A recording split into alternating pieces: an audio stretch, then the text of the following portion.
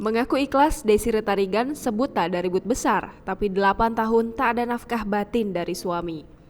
24 tahun menikah, fakta rumah tangga Desire Tarigan dan Hotma Sitompul terancam kandas jadi sorotan. Setelah ibunda Bams X Samson muncul menguak prahara rumah tangga yang tengah dihadapi, Desire Tarigan mengaku tak tahu menau apa penyebab dan permasalahan yang ada, membuat sang suami Hotma Sitompul mengusir dirinya dari tempat tinggal mereka. Pengakuan mengejutkan, Desire Tarigan menyebut sudah tak lagi dipenuhi nafkah batinnya sebagai istri. Ibunda Bams X Samson itu mengaku pasrah selama ini tinggal serumah tanpa hubungan dengan sang suami. Ia mengaku selalu menampilkan keharmonisan dengan suami demi menutupi aib rumah tangganya. Disinggung soal perselingkuhan, Desire angkat tangan. Pastinya ia bertahan karena cinta dan awalnya memang menikah karena cinta. Sementara itu pihak Hotma Sitompul pun buka suara terkait tuduhan itu.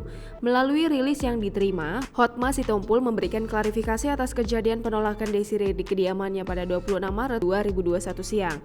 Hotma Sitompul merupakan suami kedua Desire Tarigan. Sebelumnya perempuan ini menikah dengan Johan Bagin Bukit. Jangan lupa subscribe, share, komen, dan like ya!